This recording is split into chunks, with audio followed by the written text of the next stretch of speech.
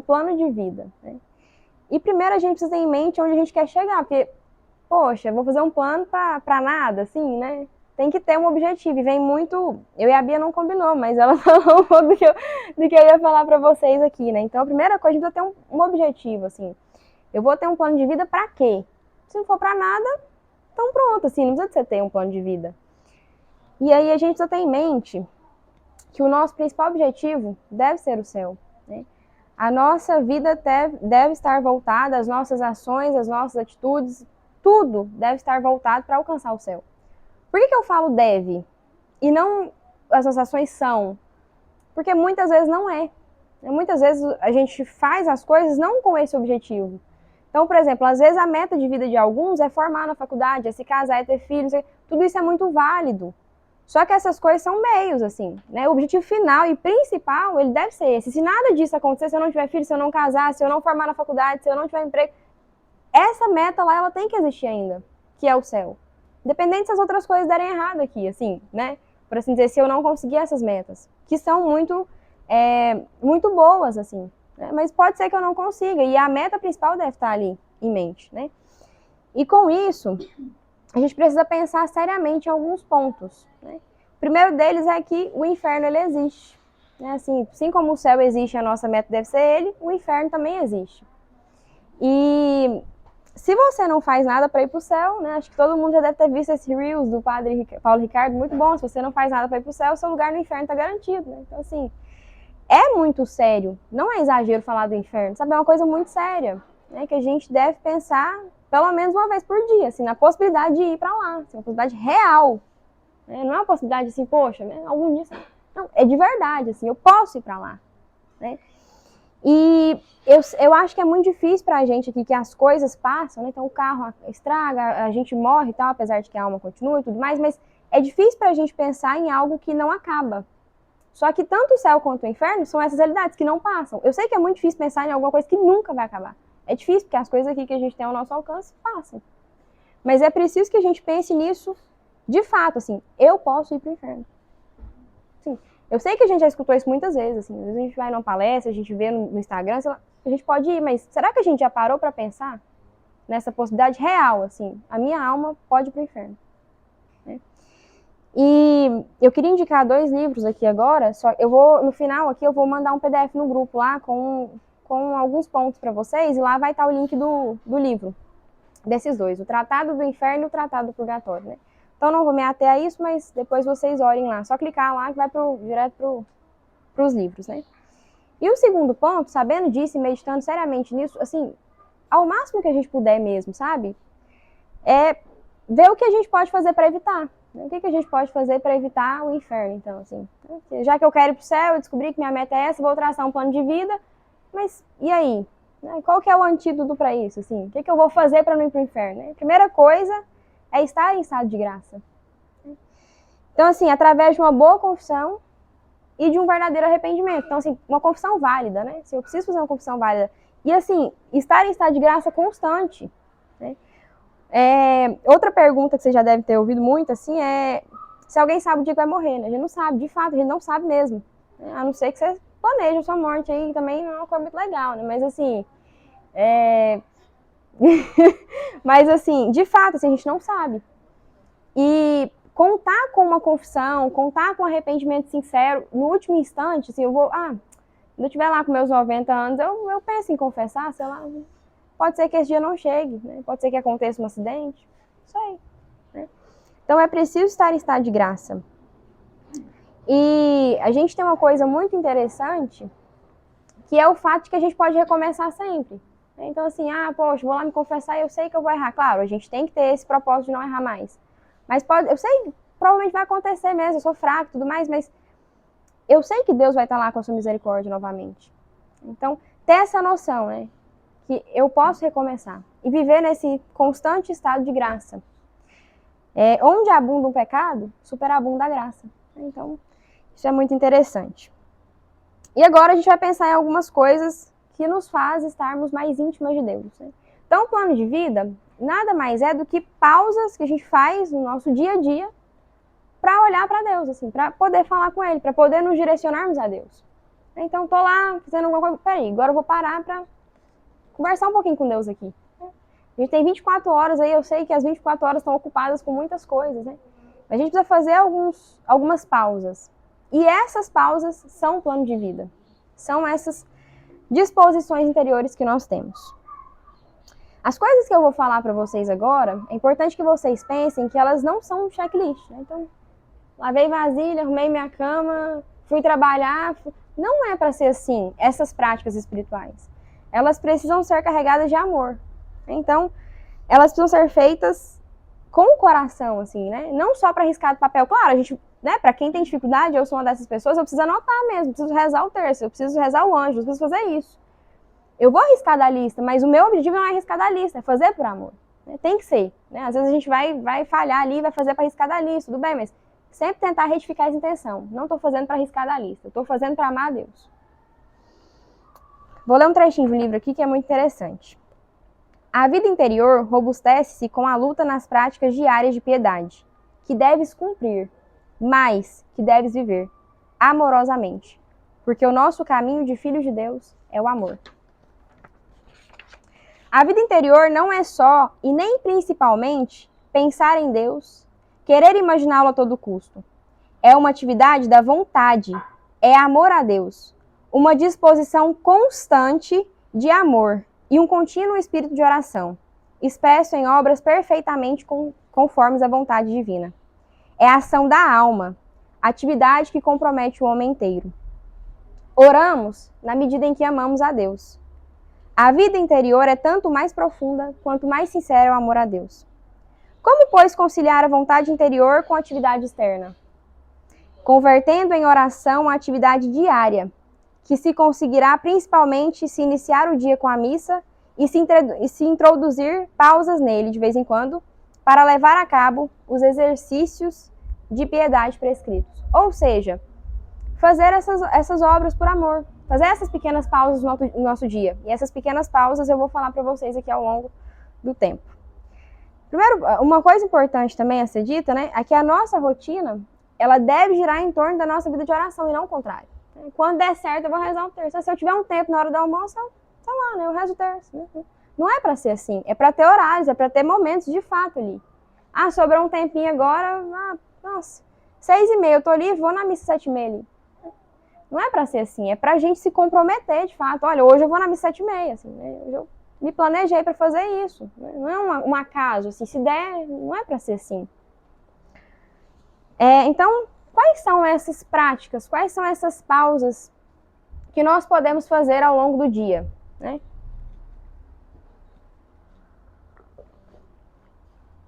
Primeira coisa, assim que a gente acorda, antes de ir no banheiro, antes de escovar os dentes, antes de fazer o café da manhã, primeira coisa, oferecer o dia. Então, Senhor, eu te ofereço esse dia, né, tudo que for acontecer, que seja para minha salvação. Então, acordei, né? Falar primeiro um bom dia para Deus, assim, né? De fato. Eu vou disponibilizar também um ato de abandono, que é a oração que a gente faz no início do dia, lá no grupo. Se vocês quiserem imprimir a folha que tem ele, para colar do lado da cama, é muito bom, porque você não precisa nem pegar o telefone para ler. Porque você vai pegar o telefone para ler, você não vai lá ler, né? A gente sabe, você vai lá em outra coisa. Então, oferecer esse dia, né? Isso leva 1 minuto. Tem noção? Assim, é 1 minuto. Não estou pedindo para você 10 minutos. Pedindo 1. Então, 1 minuto, pra você falar com Deus, assim, bom dia. Né? E ao longo do dia também ir oferecendo as coisas que forem acontecendo. Então, meu Senhor e meu Deus, assim, me ajuda a fazer essa sobrancelha. Me ajuda a atender essa criança. Me ajuda a atender essa pessoa no cartório. Me ajuda a estudar minha matéria de medicina. Me ajuda a estudar minha matéria de nutrição, né? Os que eu conheço, acho que eu falei tudo. A psicóloga ali, falei que ela vai atender a criança. Né? Mas me ajuda, assim, a oferecer, né? Senhor, eu te ofereço esse atendimento. Né? Quando vem aquela pessoa que, putz, eu te ofereço esse atendimento. E uma coisa muito interessante quando a gente passa a oferecer tudo que a gente vai fazer é que a gente quer fazer bem feito. Que a gente ofereceu para Deus, putz, fala assim, nossa senhora, ofereci pro senhor, agora eu tô fazendo mal feito. Caracas, assim. Poxa, né? Dá um senso de preciso fazer melhor, né? Eu preciso fazer direito, né? Assim. Então, ter isso, assim, ofereci meu dia e ao longo do dia eu vou oferecendo. Né? E tendo sempre esse pensamento, eu ofereci para Deus, eu preciso fazer bem feito. Posso fazer de qualquer jeito. Posso fazer. Segunda coisa Missa diária, se for possível, e comunhão frequente, né? Aqui em Jaraguá a gente tem a graça de ter a missa todo dia, e a Maria Clara, que mora em Anápolis, também tem. Assim, nós temos missa todos os dias. E isso dura 25 minutos. Vocês verem que também é muito pouco tempo. E essa é a prática mais demorada que eu vou apresentar para vocês aqui de tempo. E é a mais perfeita. Então, a missa é o centro da nossa fé, né? Nenhuma oração é maior que a missa. 10 terços não equivalem a uma missa. A missa é o centro da fé católica, né? Eu queria indicar para vocês o livro da Fé Explicada. Se vocês não conseguirem ler ele todo, leiam pelo menos a parte que fala da missa para vocês compreenderem a grandeza do que está acontecendo ali. Vocês assim, terem noção real do que acontece, né? Então, poxa, eu não consigo ir na missa todo dia, né? Tá, eu vou 3 vezes na semana, vou domingo, quarta e quinta. Tá ótimo, assim, é o que você, né, sei lá, está na sua realidade. Mas se esforçar para ir além do domingo, né? Porque o domingo é meio que uma obrigação, assim, né? Vou além. Eu vou no sábado tem um monte de missa, tem cedo, à tarde e à noite. Nos meios de semana tem cedo e de noite, então talvez fica mais... Mas dá para fazer, dá para conciliar, assim, né? Se você colocar como prioridade, vai acontecer. E essa missa, né, para quem vai de manhã principalmente, ela deve se estender ao longo do dia, né? Lembrando que, poxa, a minha vida é um constante sacrifício. Eu fui ali, me deparei com o sacrifício de Cristo e a minha vida agora ela é isso, assim, um prolongar dessa missa. Eu continuo esse sacrifício, né? E eu espero ansiosamente pro dia seguinte que eu vou poder receber Jesus novamente. Então, assim, eu vi o sacrifício ali, agora eu torno a minha vida esse sacrifício por amor aos outros, né? E amanhã eu tenho de novo. Amanhã eu vou encontrar de novo com Jesus. Sair de lá com essa ansiedade mesmo, essa ansiedade boa de poder encontrar ele novamente. Vou ler um trechinho aqui novamente. Esse pedaço do céu que se abre sobre a terra é uma realidade visível com a fé em cada missa. Pedaço do céu que abre sobre a terra. Pois em cada missa Deus está presente. E com ele todos os anjos e santos, que contemplando e cultuando formam a Jerusalém Celeste. Pedaço do céu que está na terra. Então essa é mais um ponto aí do plano de vida. A gente tem agora a oração mental. Eu imagino, assim, que nós todas gostaríamos de poder conversar com Jesus, assim, né? Com Deus, assim, né? Como se fosse um amigo, acho que a gente gostaria de falar com ele, né? E a gente pode fazer isso, né? Então, falar sobre a nossa vida, os nossos problemas, as nossas alegrias, né? Contar os casos que aconteceram, né? Então, a gente tem alguns pontos que nos ajudam a ter essa conversa de forma mais ordenada, né? Pra gente não ficar só nos nossos pensamentos. Então, quando a gente começa a falar com a gente mesmo, não é pra ser isso, né? Nossa, eu tenho que fazer isso, tenho que fazer aquilo. Não é pra você conversar com Deus assim, é pra você colocar diante dele isso, né? Então, a primeira coisa, a gente precisa de 1 hora, né? Não 1 hora em tempo, tá? 1 hora estabelecida e lugares certos, né? Então, onde você possa estar tranquilo. Se não dá na sua realidade, tudo bem, faz onde que dá, assim. O ideal é esse, existe o ideal e o real. Se pra você não consegue tirar os 10 minutinhos ali no momento de silêncio, faz onde dá pra você fazer. Eu já ouvi histórias de pessoas que iam pro banheiro fazer essa oração. Então estavam lá trabalhando, é muita correria, de noite tem mais coisa pra fazer, ela ia lá no banheiro. Na hora que ela ia no banheiro, ela fazia a oração. Quem quer, já sabe. Então, o ideal é que seja meia hora de manhã e meia hora à tarde. Mas pra gente que tá começando, a gente pode fazer 10 minutos de manhã. Acho que de manhã é mais tranquilo, aí cada um se adequa também. Eu prefiro fazer as coisas de manhã e à tarde, porque de noite, assim, eu tô... depois das 4 da tarde eu tô funcionando só pela misericórdia. Então eu prefiro fazer de manhã à tarde. Mas quem funciona melhor à noite, faz à noite. Não tem problema. Então, primeira coisa, escolhi um horário fixo. Todo dia, 10 horas da manhã, eu vou ter essa conversa com Deus. Saiba que Deus vai estar te esperando nessa hora. Então não deixa ele lá sozinho, não. Você marcou com Deus, tá lá 10 minutos, né? E você vai lá e não aparece. Hoje não deu não, com as pessoas você não faz isso. Então você estabeleceu um horário para estar com Deus, então você vai lá, você reza, você conversa com ele, né? Não é que ele vai ficar chateado, porque, poxa, né? Também. Mas assim, é bom a gente ter uma consideraçãozinha, assim, né? Depois, se colocar na presença de Deus. Então eu estabeleci um horário, eu escolhi um lugar e agora eu vou me colocar na presença dele, né? Vai estar disponibilizada a oração para se colocar na presença de Deus também. Senhor, creio firmemente que estás aqui, que me vês e que me ouves. Adoro-te com profunda reverência, peço-te perdão dos meus pecados e graça para fazer com fruto este tempo de oração. Minha Mãe Imaculada, São José, meu Pai Senhor, meu anjo da guarda, intercedei por mim. Amém. Coloquei na presença de Deus. E se concentrando naquilo, agora eu vou falar com Deus. Agora é o momento de falar com Ele, tá bom, as preocupações estão lá, elas não vão sair do lugar, não precisa eu ficar pensando nelas. Na verdade, vamos trazer elas, né? Assim, de uma forma mais ordenada. Então, eu vou disponibilizar a oraçãozinha também. Pois o terceiro ponto é conversar. Então, agora eu posso falar com Ele. Senhor, está acontecendo isso, isso e isso. Eu estou passando por isso, por isso e por isso. Estou tendo essa dificuldade, estou tendo essa alegria. Preciso de ajuda para isso aqui que parece que não vai dar certo. Você vai conversar. E depois, na verdade, nesse momento da conversa ainda, se você não tem o que falar, porque no começo é mais difícil a gente conseguir falar com Deus, mas assim, poxa, né? Você vai mais pensar nos seus problemas que falar com Deus. Então, se você tiver essa dificuldade, principalmente no começo, é interessante que vocês tenham um livro para se apoiar. Vocês considerem a frase e falem com Deus a respeito daquilo. Eu indico 3 livros, né? Você pode escolher um dos 3, eu prefiro Caminho, mas tem outros 2, Sulco e Forja. São 3 livros de São José Maria. Vou mandar o link deles também. Para quem não tem dinheiro para comprar, não tem desculpa. Vai estar lá o link para vocês acessarem de graça no telefone, né? E quem não tem acesso à internet aqui, ninguém. Então, não tem desculpa também. Depois que você conversou com Deus, você vai agradecer, né? Poxa, muito obrigada, porque o Senhor me dispôs um tempo que eu pude falar com o Senhor, porque eu consegui concentrar, porque eu consegui falar com o Senhor, porque o Senhor me deu as luzes. Perdão. Antes de agradecer, você tem que fazer um propósito. Propósito concreto. Então, sei lá, eu conversei com Deus, tá difícil, mas meu propósito concreto vai ser sorrir hoje. Tá difícil pra caramba dar um sorriso pros outros, né? Mas eu vou dar um sorriso. O senhor vai falar bom dia pra mim, eu vou falar bom dia. Por dentro eu tô assim, bom dia. Mas eu vou falar bom dia com amor. Então, o propósito simples, assim, é só dar um sorriso. Não precisa você fazer um assim, nossa, hoje assim eu vou, sei lá, cara, eu vou construir uma casa hoje. Não, não é propósito concreto. Depois você agradece. Deixa eu ver quanto tempo eu tenho aqui, tá. Na oração, pessoal, fala-se com Deus como se conversa com um amigo, sabendo o presente, sempre atento ao que lhe dizemos, ouvindo-nos e respondendo.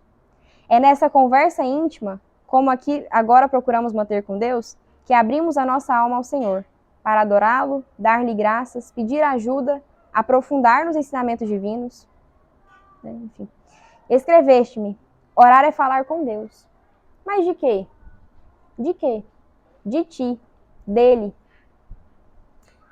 Das alegrias, tristezas, êxitos, malogros, ambições nobres, preocupações diárias, fraquezas, ações de graças e pedidos, amor e desagravos. Em 2 palavras, conhecê-lo e conhecer-te, ganhar intimidade. Então, que a gente um dia possa falar assim, eu tenho intimidade com Deus. Né? Assim, se alguém falar assim, poxa, né, você podia rezar para mim, eu vou fazer uma prova agora, pode deixar eu falar com meu amigo. Ele vai te ajudar. Será que a gente pode falar que a gente vai falar com o nosso amigo ou ele é alguém desconhecido que a gente não... Então, outro ponto é o terço, né? É preciso que a gente comece a rezá-lo, né? E para quem já reza, rezar bem. Assim, quem reza o terço todo dia sabe que não é fácil. Não é fácil rezar todo dia muito bem e muito menos rezar com atenção. É muito fácil trair ali. Então, fazer o propósito de rezar. Poxa, eu não vou conseguir começar rezando 7 dias na semana. Porque eu não rezo nenhum e quero rezar 7 dias. Não vai acontecer. Então, todo sábado, por exemplo, né? Sábado é o dia que nós dedicamos a Nossa Senhora. Então, eu vou rezar no sábado um terço. Não é pra você rezar 4, é pra você rezar 1. 15 minutos. Então, eu vou rezar o terço ali. A gente pode enfrentar algumas dificuldades, né, nesse terço aí, para quem às vezes não reza. Né? Então, não sei rezar o